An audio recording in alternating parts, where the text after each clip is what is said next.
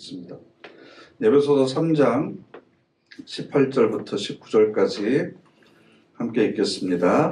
그리하여 여러분이 모든 성도들과 함께 그 사랑의 넓이와 길이와 높이와 깊이가 어떠한지를 확실히 깨달을 수 있기를 빕니다. 아멘. 오늘은 그 사랑의 네 차원 중에서 그 깊이, 높이와 깊이에 관해서 함께 생각해 보려고 하는데요. 지난 시간에 깊이를 먼저 말씀을 드렸었어요. 그래서 예배소서 2장, 빌립보서 2장 5절부터 8절에 있는 내용, 우리 개혁성경을 보면 너희 안에 이 마음을 품으라 곧 그리스도 예수의 마음이니 이렇게 나오잖아요. 그런 하나님과 동등됨을 취하지 아니하시고 인간의 몸을 입으시고 이 땅에 내려오셔서 죽기까지 복종하셨다. 그래서 저 하늘 높은 곳에서 이 땅으로 이렇게 내려오셨다. 물리적 공간으로 우리가 생각을 하면 하늘을 기준으로 보면 굉장히 아래로 낮아져서 저 깊은 땅으로 우리가 내려오신 것으로 생각을 할 수 있죠. 그런데 그렇게 물리적인 공간뿐만 아니라 우리를 향하신 하나님의 그 사랑의 의도 또 그 동기와 마음의 깊이가 우리가 감히 측량할 수 없을 정도로 깊은 마음을 가지고 있다. 이겁니다. 그래서 그 깊이는 높이와 비교를 해보면 이래서 우리를 향하신 하나님의 사랑이 우리가 생각하는 것보다 훨씬 더 깊구나 라고 하는 것을 우리가 좀 이해할 수 있을 것 같아서 오늘은 그 높이를 함께 생각해 보면서 깊이에 대한 내용도 부연해서 생각해 보려고 합니다. 흔히 기독교를 사랑의 종교라고 그러는데 그 하나님의 사랑이 가장 잘 나타난 증거가 뭡니까? 라고 물어보면 우리는 십자가의 사건을 이야기를 합니다. 우리를 그렇게 사랑하셨기 때문에 독생자를 보내주셔서 우리가 치러야 될 죄값을 대신 치르게 하시고 우리를 구원하여 주셨다. 그래서 우리가 요한복음 3장 16절 말씀은 다 알고 계시죠. 하나님이 세상을 이처럼 사랑하사 독생자를 주셨으니 이는 저를 믿는 자마다 멸망치 않고 영생을 얻게 하려 하심이라. 하나님께서 세상을 이처럼 사랑하사 독생자를 죽이실 정도로 사랑하사 우리에게 내어주셨다.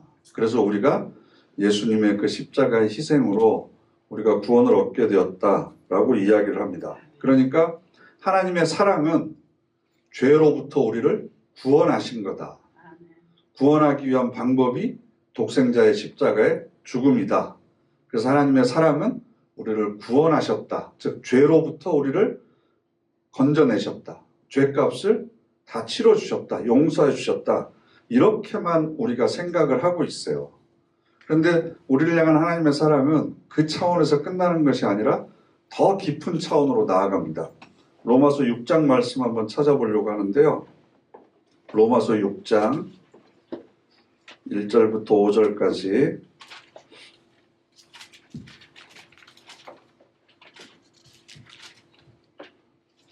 로마서 6장 1절부터 5절까지 함께 읽겠습니다. 그러면 우리가 무슨 말을 하겠습니까? 은혜가 더 커지도록 우리가 죄 안에 줄곧 머물러 있어야 하겠습니까? 절대로 그럴 수 없습니다. 우리가 죄에는 죽은 사람들인데 어떻게 여전히 죄 안에 살겠습니까? 아니면 여러분은 모르십니까? 세례를 받아 그리스도 예수님 안에 들어가 있게 된 우리가 세례를 받아 그분의 죽음 안으로 들어갔다는 것을요. 우리는 세례를 통해서 그 죽음 안으로 들어가 그분과 함께 묻혔습니다. 그래서 그리스도님이 아버지의 영광을 힘입어 죽은 사람들 가운데서 일으킴을 받아 살아나신 것처럼 우리 자신들도 새 생명 속에서 살아가게 되었습니다. 우리가 그분의 죽으심에 동참하여 그분과 같은 존재가 되었다면 그분의 부활하심에도 동참하여 그분과 같은 존재가 될 것입니다. 아멘. 제가 읽으면서 3절 보시면 세례를 받아 그리스도 예수님 안에 들어갔다.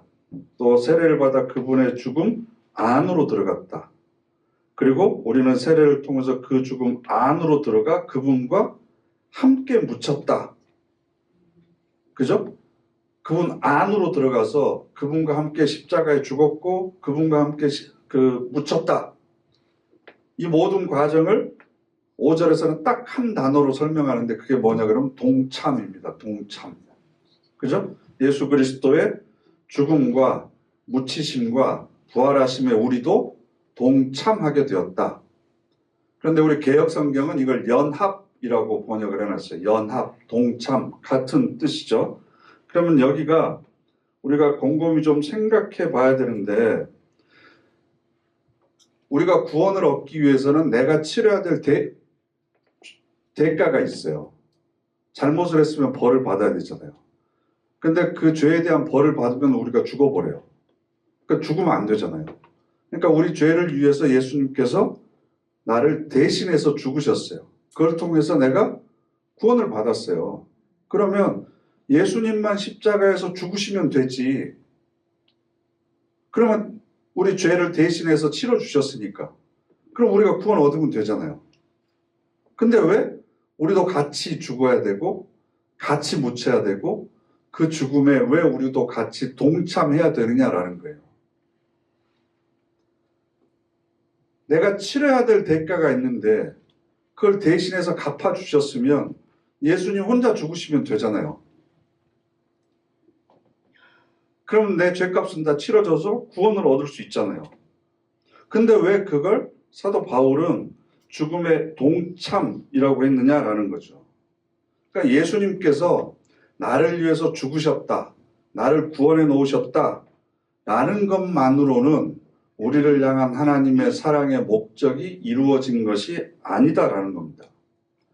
우리의 죄를 용서해 주셔서 구원해 주시는 것이 사랑의 마지막 목표가 아니고 우리를 데리고 가야 될 또 다른 목적지가 있는 거예요. 죽음이라고 하는 그것을 통과시켜서 예수 그리스도와 함께 우리를 데리고 가고 싶은 차원, 그 목적지가 있기 때문에 동참, 연합이라고 하는 단어를 쓰고 있는 겁니다. 그러니까 우리를 향한 하나님의 사랑은 단순히 우리가 지금까지 지었던 죄를 용서해주고 너희들이 이제 거룩해졌다, 이제는 구원받아서 하나님 나라 간다, 여기에만 그치는 것이 아니라 우리를 더 높은 차원으로 끌어올리기 위한 속 깊은 또 다른 의도가 거기에 있다는 겁니다. 그러니까 우리가 영원한 생명, 그래서 영생을 설명하고 있는 것처럼 예수 그리스도 하나님 그분들과 나는 함께 있어야 되는 존재예요. 그러니까 하나님의 사랑이라고 하는 것은 예를 들어서 제가 이 비유 자주 쓰잖아요. 왕이 민정시차를 이렇게 쫙 갔는데 구걸하고 있는 소년이 눈매가 너무 청명하고 지혜로워서 데려다가 왕자로 삼았어요. 그래가지고 목욕도 시키고 새로운 이제 옷도 입혀주고 너 입에서 살아라. 그래서 옆에서 시중들, 하녀들도 다 붙여주고 그러면 이제 하루아침에 거지가 왕자가 된 거잖아요. 신분이 바뀐 거죠. 신앙적인 용어로 하면 구원받은 거죠. 이제는 새로운 삶을 살게 된 거죠. 그럼 거기서 신분이 바뀐 것만으로 왕이 그 거지를 데리고 온 목적이겠냐는 거예요. 신분만 바꿔주는 것이 이 아이를 향한 왕의 사랑의 목적이었겠는가. 우리가 그 아이를 아파서 낳은 아이가 있고 가슴으로 낳은 아이가 있다고 그러잖아요. 그게 바로 입양해서 데리고 온 아이들이잖아요. 그럼 입양해서 데리고 와서 아이를 키울 때 그냥 좋은 조건만, 잘 성장할 수 있는 물질적인 것만 제공해 주기 위해서 아이를 데려와서 키우는 건 아니잖아요. 저는 안 해봐서 모르겠지만 아마 같은 공간에서 함께 살면서 서로 사랑의 교제를 나누고 가족과 같은 그런 끈끈한 것을 원하기 때문에 이 애를 데리고 온 거지. 이 애를 데리고 오기 위해서 치러야 될 대가만 있다면 내가 대신해서 치러주는 거지. 단지 새로운 삶을 살아가기 위한 조건만 주고 이제 너 돈도 있고 그러니까 네 마음대로 해봐. 이것만 위해서 데리고 온 것은 아니다라는 겁니다. 그래서 요한복음 17장 말씀 찾아보겠습니다. 요한복음 17장 21절인데요. 요한복음 17장 21절부터 24절까지 함께 읽겠습니다. 그들이 모두 하나가 되게 해 주십시오. 아버지 하나님이 내 안에 내가 하나님 안에 있는 것처럼 말입니다. 그들도 역시 우리 안에 있게 해 주십시오. 그래서 하나님이 몸소 나를 보내셨다는 것을 세상이 믿게 해 주십시오. 여기까지만요. 아버지 하나님이 내 안에 내가 하나님 안에 있는 것처럼 그들도 역시 우리 안에 있게 해 주십시오. 이건 하나가 되어야 된다는 거죠. 하나가 된다는 거. 23절과 24절 내가 그들 안에 있고 하나님이 내 안에 계십니다. 그들이 완전히 하나가 되어야 합니다.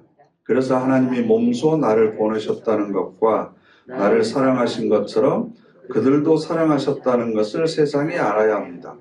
아버지 하나님이 나에게 주신 사람들을 두고 내가 바랍니다. 나 자신이 있는 곳에 저들도 나와 함께 있게 해주십시오. 그래서 저들이 나의 영광을 지켜보게 해주십시오. 세상의 기초가 놓이기 전에 하나님이 나를 사랑하셔서 나에게 주신 그 영광을 말입니다. 아멘. 23절이 어떻게 시작해요? 내가 그들 안에 있고, 예수님이 그들은 누구예요? 제자들이죠. 그럼 지금으로 말하면 우리죠. 예수님이 우리 안에 있는데 하나님이 내 안에 계십니다. 하나님이 누구 안에 계세요? 예수님 안에 계세요. 그러면 우리 안에 예수님이 계시고 예수님 안에 하나님이 계시고, 그럼 하나님하고 예수님하고 나하고는 하나인 거죠. 하나. 이게 바로 연합이죠. 이게 일치고 이게 동참이라는 겁니다. 그러니까 우리를 향하신 하나님의 사랑의 목표는 단지 독생자를 죽이셔서 우리의 죄사함을 주시고 구원하시는 데만 사랑의 목표가 있는 것이 아니라 예수 그리스도가 소유하고 있는 모든 것을 우리도 똑같이 동등하게 누리기를 원하시는 거예요. 그래서 24절에 하반절에 그래서 저들이 나의 영광을 지켜보게 해주십시오. 세상의 기초가 놓이기 전에 하나님이 나를 사랑하셔서 나에게 주신 그 영광을 함께 지켜보기를 원합니다. 나만 그 영광을 누리는 것이 아니라 그들도 나와 함께 하나님께서 나에게 주신 그 영광을 모두 누리기를 원합니다. 이처럼 우리를 예수 그리스도와 차별 없이 내가 있는 곳에 그들도 함께 있게 되기를 원합니다. 24절에 그렇게 돼 있죠. 나 자신이 있는 곳에 저들도 나와 함께 있게 해 주십시오. 여러분이 나눌 수 없는 보물을 가지고 있어요. 다이아몬드 보석을. 이건 나눌 수가 없잖아요. 그럼 이걸 사랑하는 사람한테 줍니까? 아니면 내가 가지고 있습니까? 갖고 있을 분들이네. 눈을 보니까. 아무리 천하에 귀하더라도 사랑하는 마음이 있으면 아까워하지 않고 주잖아요. 그죠? 근데 반대로 나눌 수 없는 고통이 있다고 한다면 그건 줍니까? 안 줍니까? 그건 안 주고 내가 대신 감당을 하는 거죠. 그게 바로 우리를 향한 하나님의 사랑의 목표예요. 하나님의 영광을 함께 누리고 싶어하고 죄 때문에 어쩔 수 없이 감당해야 되는 고통이 있다면 그건 내가 대신해서 지겠다. 그리고 그들을 내 영광의 자리에 내가 끌어오겠다. 그러니까 십자가에서 예수님만 죽은 게 아니고 예수님만 고난당한 게 아니고 우리도 같이 십자가에 죽어야 되고 우리도 같이 묻혀야 되고 우리도 함께 일어나서 하늘보좌 우편에 함께 앉아야 되는 거죠. 그래서 나중에 우리가 고린도후서에 그러잖아요. 하늘보좌 우편에 앉아서 천사와 세상을 심판할 자리에 있는 사람들이 바로 저와 여러분. 왜냐하면 동등한 영광을 누리니까. 그렇게 될 사람들이 이 세상에서 왜 작은 것 가지고 서로 시시비비 걸고 세상의 재판정에 가서 우리를 판단해 주십시오라고 이야기를 하면 나중에 천사도 심판할 자리에 올라가 있을 사람들이 그러면 그게 격이 맞겠느냐. 그러면서 고린도 교회 분쟁에 대해서 사도 바울이 한탄하고 있잖아요. 우리가 누리게 될 영광이 무엇인지 그러니까 하나님께서 예수 그리스도를 이 땅에 보내셔서 성취하시려고 하는 약속은 내가 아버지 안에 있고 아버지가 내 안에 있는 것처럼 그들도 우리 안에서, 그들도 내가 누리는 모든 영광을 함께 누리게 해 주십시오. 그래서 이게 바로 우리를 향한 하나님의 사랑의 욕심입니다. 꺼지지 않는 열정입니다. 그런데 하나님이 계신 곳으로 우리가 갔으면 좋겠는데 우리는 죄인들이잖아요. 부정하잖아요. 그러니까 거룩한 곳에 갈 수가 없는 거예요. 그리고 그런 상태에 있는 것을 어둠에 있다고 그러죠. 어둠과 빛은 공존할 수가 없잖아요. 그럼 어둠과 죄 가운데 부정한 우리들이 거룩한 그곳으로 가기 위해서는 반드시 통과해야 되는 관문이 있어요. 그게 뭐죠? 죽음이에요. 그게 죽음. 그게 사망이죠. 사망. 그러니까 그걸 우리 힘으로 그걸 지나갈 수 없으니까 예수 그리스도와 함께 죽어서 함께 일으키시고 함께 다시 하늘 보좌 우편에 우리를 앉혀주시는 거죠. 그러니까 당신을 향한 하나님의 사랑이 무엇입니까? 그 증거가 어디에서 드러나고 있습니까? 그러면 내 죄를 사하기 위해서 십자가에서 예수님이 죽으셨어요. 그래서 나를 구원해 주셨어요. 그건 반밖에 얘기를 안 하는 겁니다. 더 깊게 이야기하면 예수님이 누리는 그 영광의 자리까지 우리를 나중에 데리고 가실 겁니다. 그리고 우리가 그 자리에 함께 사는 것, 그래서 그 영광을 모두 누리는 것. 그래서 예수님이 말씀하셨던 것처럼 내가, 여기서 말하는 나는 나예요. 예수님이 아니고 내가 아버지 안에, 아버지가 내 안에 있는 것처럼 합일되고 일치되는 그 영광을 누리는 것까지가 우리를 향하신 하나님의 그 속 깊은 사랑의 의도다, 목표다. 그리고 그것을 우리가 그 높은 하늘 보좌 위까지 우리를 끌어올리시려고 하는 목표를 지금 하나님께서는 우리가 가지고 있다라는 겁니다. 그래서 예수님이 이 땅에 오셨을 때 예수님에게 붙여진 별명이 뭐였냐 그러면 임마누엘이에요. 임마누엘. 하나님이 우리와 함께 하신다. 하나님이 우리와 함께 하신다. 죄인들은 그런 예수님을 배척했습니다. 함께 하지 않으려고 그랬습니다. 그래서 상대방을 탓하는 거죠. 예를 들어서 화재가 나서 얼굴에 화상을 입은 사람이 있어요. 몇 달 동안 붕대만 이렇게 칭칭 감고 있다가 이제 어느 정도 아물어서 붕대를 딱 풀고 거울을 처음 딱 보는 겁니다. 자기가 전혀 지금까지 못 봤던 약간 좀 흉측한 얼굴이 있습니다. 그럼 대부분의 사람들은 자기 얼굴을 쥐어 뜯습니까? 아니면 거울을 깹니까? 네? 거울을 깨죠, 거울을. 이게 무슨 뜻이야 그러면 빛이 이 세상에 오면 자신의 어둠을 탓하는 게 아니라 빛을 가로막아 버립니다. 한 사람이 모든 백성을 위해서 죽는 것이 우리 민족을 구원하는 거다. 그러니까 한 사람 죽이는 게 낫다라고 대제사장이 얘기했던 것처럼 대부분의 사람들은 빛을 꺼버리지 스스로의 어둠을 해결하려고 하지 않습니다. 그러니까 우리를 향한 하나님의 그 사랑을 우리가 알기 위해서는 속사람이 강건해져야 되는 거죠. 그래야만 그 사랑의 넓이와 높이와 길이와 이 모든 것을 우리가 품을 수 있는 믿음의 그릇을 우리가 준비해야 된다라는 겁니다.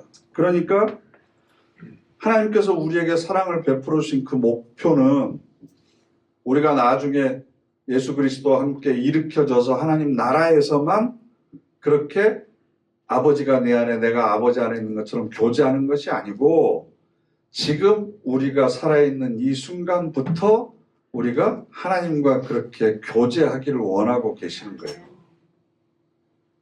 예수님께서 이 땅에 오셔서 내가 아버지 안에 아버지가 내 안에 있는 것처럼 그들도 내 안에 있게 해주십시오. 그래서 내가 자의로 말하지 않고 내 안에 계신 아버지께서 나에게 말할 것을 다 가르쳐 주시고 행할 것을 다 알려주셨다. 그래서 이 땅에 살아계시면서 예수님이 아버지신 하나님과 하나였잖아요. 하나.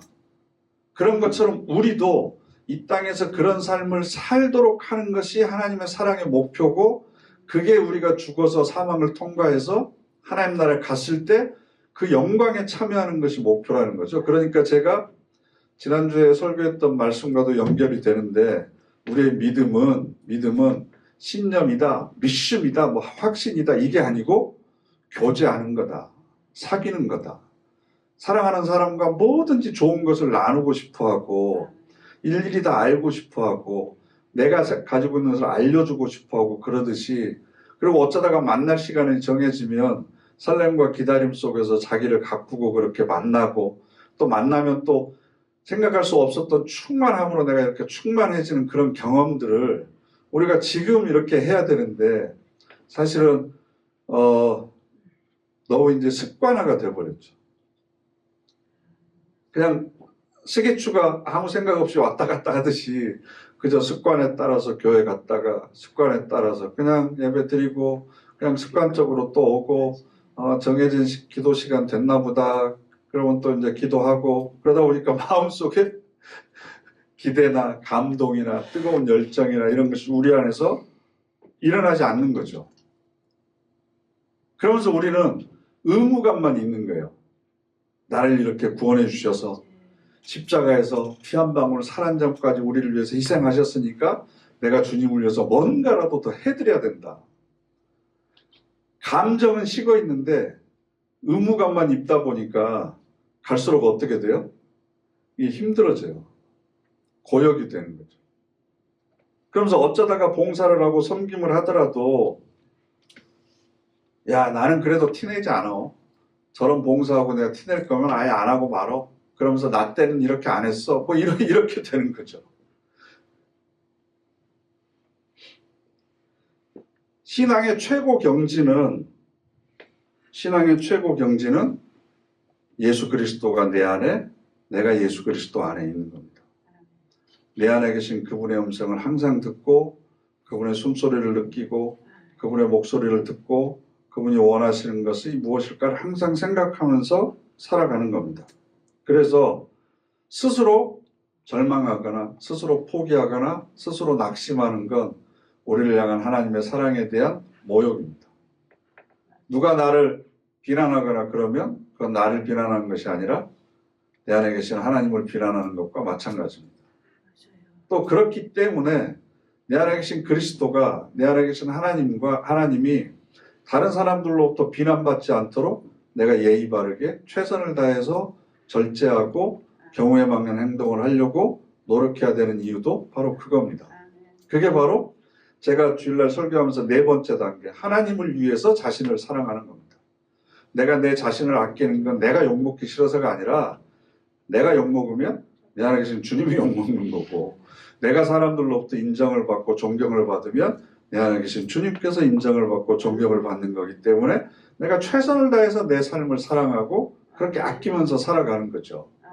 이런 교제 가운데 머물러 있는 게 우리의 가장 높은 경지인데 우리는 십자가의 사랑이 우리를 향하신 하나님의 사랑의 전부인 걸로만 생각을 해서 어떻게 하면 보답하고 살아갈까를 생각을 하는데 그게 아니고 교제하는 걸 원하는 거죠. 우리도 자식을 키워보면 알지만 자식이 이제 철이 들어서 결혼하고 뭐 어쩌고 저쩌고 하는데 부모님이 지금까지 저를 위해서 키워주시고 이렇게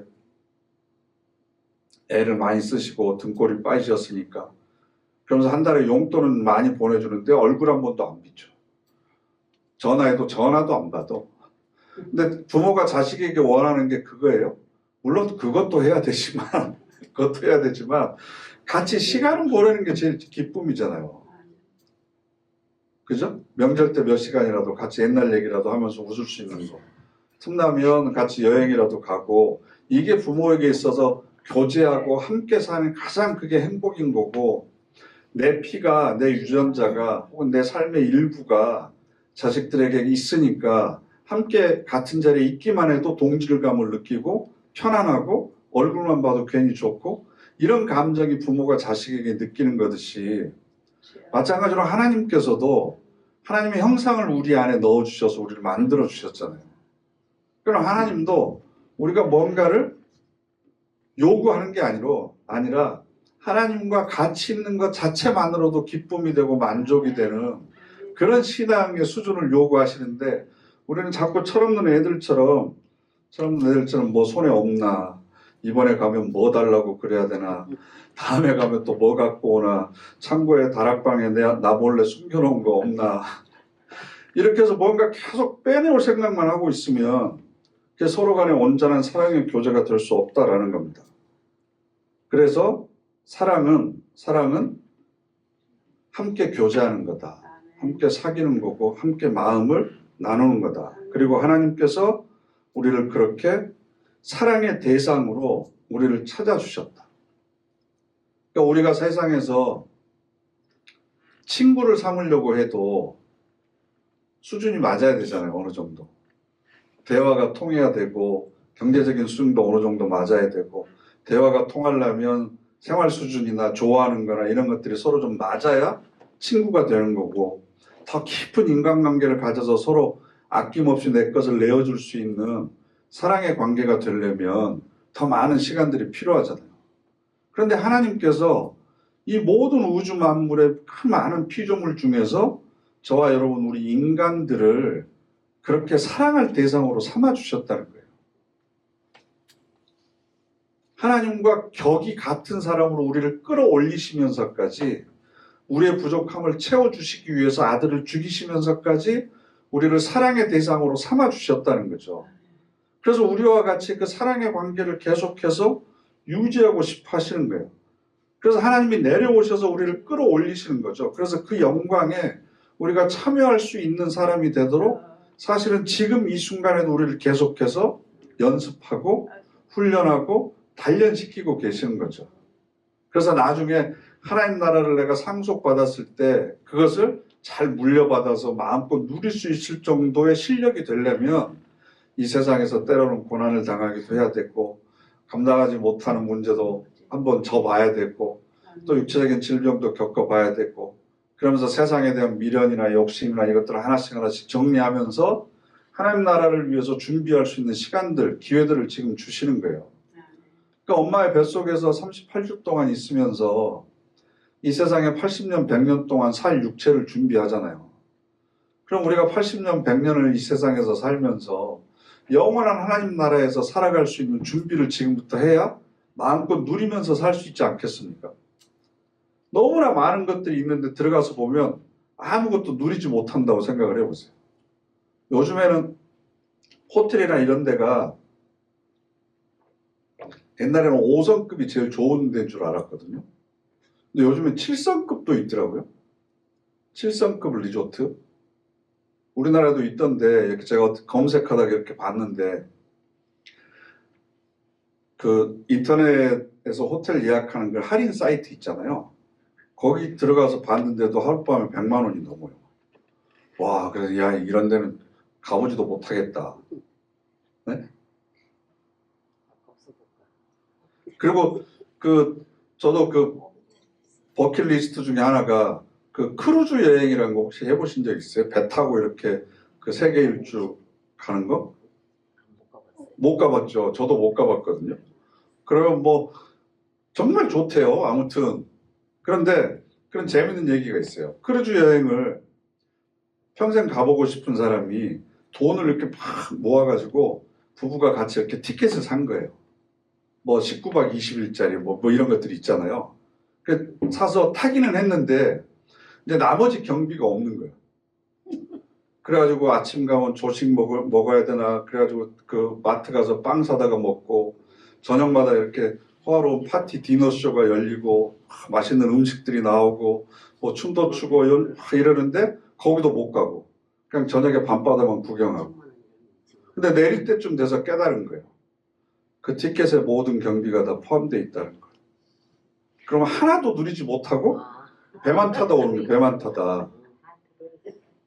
네, 그 경비에 티켓에 모든 게 다 들어있는데 따로 지불할 필요가 없는데 그러니까 우리가 하나님 나라가 아무리 영광스럽고 뭐 세상에서 보지 못하는 금은 보석으로 뭐 새하늘과 새 땅이고 어쩌고 저쩌고 하더라도 그것을 누릴 수 있는 실력이나 자격이 갖춰져 있지 않고 거기를 간다 그러면 거기 가서 아무것도 누리지 못하는 거죠. 하다못해 애들 가면 자유이용권 끊으면 에버랜드나 이런 데 가서 뭐 몇십 가지 놀이기구를 신나게 재밌게 타잖아요. 근데 자유이용권 우리한테, 저한테나 여러분한테 줘봤자 그거 못 해요. 무서워서 못하고, 힘들어서 못하고, 어지러워서 못하고, 그 좋은 꽃길 있는데도 다리 아파서 못 걸어가고, 그래가지고 결국 들어가서 잔디밭에 앉아서 햇볕만 쐬다 나온다 그러면 똑같은 돈을 지불하고 아무것도 누리지 못하잖아요. 그러니까 하나님께서 우리에게 주시려고 하는 그 사랑의 마지막 목표는 하나 되는 거예요. 하나 되는 거. 하나 돼서 하나님의 영광, 예수 그리스도의 영광에 우리도 똑같이 그 모든 것들을 다 누리기를 원하고 계시는 거죠. 그게 바로 나중에 나오는 충만이라고 하는 단어예요. 충만. 그래서 하나님의 충만으로, 하나님의 가득 참으로, 그래서 19절 말씀, 또 예배소서 3장 19절, 또 지식을 뛰어넘는 그리스도님의 사랑을 여러분이 알게 되기를 빕니다. 그리하여 여러분이 하나님의 온갖 가득함으로 가득 채워지기를 빕니다. 하나님의 가득함을 내가 채우기 위해서는 내가 얼마나 더 많은 노력과 연습을 해서 그것을 받아들일 수 있는 실력으로 성장해야 되겠어요. 그러니까 우리가 열심히 노력하고 훈련하고 연습하는 겁니다. 그 연습과 노력의 가장 큰 핵심이 뭐겠어요? 가장 큰 핵심이 사랑하는 겁니다. 사랑하는 연습하는 겁니다. 혼자 사랑하는 게 아니고 서로 사랑하라. 내가 너희에게 새 계명을 주노니 서로 사랑하라. 내가 너희를 사랑한 것 같이 서로 사랑하라. 그래서 우리가 하나님 나라에 들어가면 서로 사랑하는 것이 하나님 나라의 영광을 가장 누릴 수 있는 가장 자격 요건 중에 우선되는 거예요. 그래서 우리가 사랑하는 연습을 지금부터 해야 됩니다. 그래서 하나님께 우리는 기쁨이 되는 존재고 하나님은 나하고 대화하기를 원하고 계시고, 그래서 스바냐 3장 17절 말씀, 너의 하나님 여호와가 너의 가운데 계시니 그는 구원을 베풀을 전능자시라. 그가 너로 인하여 기쁨을 이기지 못하시고 즐거이 부르시고 내 이름을 노래처럼 즐겁게 부르신대요. 그러니까 하나님이 우리를 얼굴만 봐도 기뻐하시고 내 이름을 그냥 노래처럼 흥얼흥얼 거리면서 계속 노래를 부르고 계시고, 항상 그 충만하심 가운데서 우리도 그 충만함에 거해서 함께 있는 것 자체로도 하나님께서 너무나 기뻐하시는데, 그 대상으로 바로 저와 여러분을 선택하셨다. 그래서 우리를 티나 주름 잡히지 않는 거룩한 자로 완성시키셔서 하나님 나라에 짠 하고 입장하기를 원하고 계신다.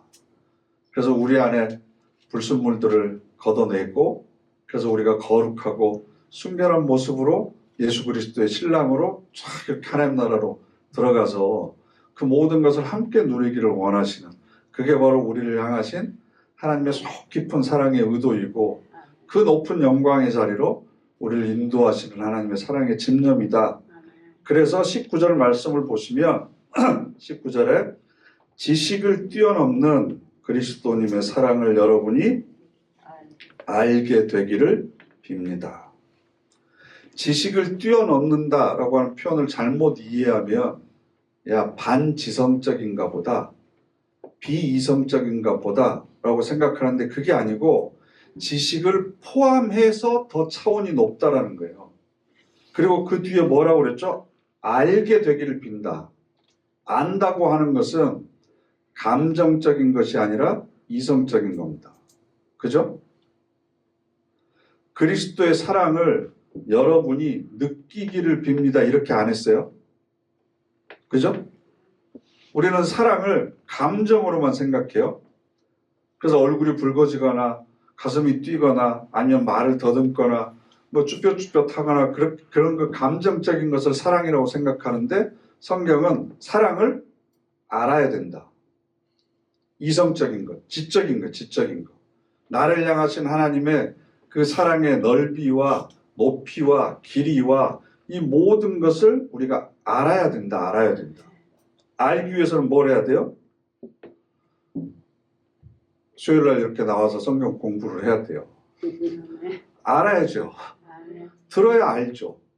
묵상을 해봐야 알죠. 아, 이런 계획을 가지고 이런 의도를 가지고 있구나. 이걸 알아야 된다라는 겁니다. 그런데 우리는 영적인 갈증을 가지고 있기는 한데 굉장히 감성적인 수준의 사랑을 생각합니다. 그래서 내 감정을 기준으로 하나님의 사랑을 자꾸 판단합니다. 내가 좀 뜨거우면 야, 역시 하나님은 사랑하셔. 내가 좀 차가우면 아, 하나님은 나 사랑하지 않은 것 같은데, 그게 아니고 이성적인 사랑. 그래서 의도를 우리가 분명히 알아야 된다. 그래서 최근에 저희가 우리 목회자들하고 같이 읽은 책이 있어요. 아직도 가야 할 길이라고 하는 책인데, 그 책을 보면 사랑에 대해서 어떻게 정의하냐 그러면, 사랑은 서로의 영적 성숙을 목표로 하는 자아의 확장이 사랑이다. 사랑의 목표는 영적 성숙이다. 그럼 이걸 결혼으로 대입을 하면 결혼의 목표가 뭐예요? 영적 성숙입니다. 행복해지기 위해서 결혼하는 게 아닙니다. 고난도 있고 시련도 있고 불행한 일도 있지만 이 모든 일들을 통해서 영적으로 성숙하는 겁니다. 그리고 자아가 확장된다는 건 지난 주일에 설교하면서도 제가 잠깐 말씀을 드렸는데, 나만 내가 아니라 저 사람도 나다라고 생각하는 거예요. 그럼 내 자아가 이 사람에게까지 확장되는 거죠. 그래서 이 사람의 일은 남 일이 아니라 내 일이 되는 거죠. 근데 남편이나 아내, 자식뿐만 아니라 이 가족의 범위를 뛰어넘어서 저 사람까지 나다, 저 사람의 일도 내 일이다. 그러면 내 자아가 확장이 되는 거죠. 그렇게 점점 확장이 되면 모든 사람들이 전부 내가 되는 거죠. 나가 되는 거. 그래서 자아가 확장이 되면 그 사람의 일은 내 일이기 때문에 그런 사람에게서 나타나는 가장 자연스러운 삶의 태도가 뭐라고 그랬죠? 3일 전에 얘기했는데, 1부 예배 때는 얘기 안 했지만 2부 예배 때 얘기했는데, 배려입니다. 배려. 그냥 자연스럽게 흘러가는 거예요. 자연스럽게. 티 안 나고 억지로 안 하고. 왜냐하면 저 사람이 나니까. 나는 나이가 아니고 이 사람까지, 저 사람까지, 적어도 눅눅게 모든 교인들이 전부 다 나다. 그래서 우리 나가, 나인 우리가 함께 영적으로 성숙해 가는 게 목표다. 그러니까 네 일, 내 일 가리는 게 아니고 따지는 게 아니고 우리 모두가 다 그것을 위해서 모여 있다라는 것을 아는 것은 느끼는 게 아니라 깨달아야 되는. 그러니까 우리를 향하신 하나님의 사랑은 감성적인 게 아닙니다. 하나님이 마음만 갖고 있지 않았어요. 직접 홍해를 가르기도 하시고 이스라엘 백성들을 인도하기도 하고 수많은 예언자들도 보내고 자기 아들을 죽이시기까지 하면서 계속해서 현실적이고 구체적인 행동으로 그 사랑을 보여주셨지, 내 마음 알지? 그러고 가만히 계시지 않았어요. 그러니까 우리가 그 사랑을 알아야 돼요. 깨달아야 돼요. 배워야 되고, 안다고 하는 것은 머리로만 암기한다는 게 아니라 몸으로 살아내는 게 아는 거예요. 그래서 지행합일 그러잖아요. 아는 것과 행하는 것이 하나가 되어야만 이게 군자가 되는 거예요. 성인이 되는 거죠. 그래서 지식을 뛰어넘는다라고 하는 것은 지식을 무시한다는 것이 아니라 지식의 차원까지 포함해서 더 높은 차원의 의도와 계획을 가지고 계시는 하나님의 사랑, 그걸 우리가 알아야 된다. 그래서 오늘 여러분들이 함께 우리가 알았던 내용을 체화시켜야죠. 이제는 몸으로. 그래서 자연스럽게 내 몸에서 습관처럼 흘러나오기 위해서 우리가 가장 해야 될 건 서로 사랑하는 연습을 해서 나중에 그리스도와 하나가 되었을 때, 진짜로 하나가 되었을 때, 지금은 가끔 하나인 걸 느끼지만 정말 하나가 되었을 때 서로 사랑하는 것을 통해서 하나님의 그 영광을 마음껏 누리는 우리 모두가 되시기를 간절히 바랍니다. 아멘. 기도하겠습니다.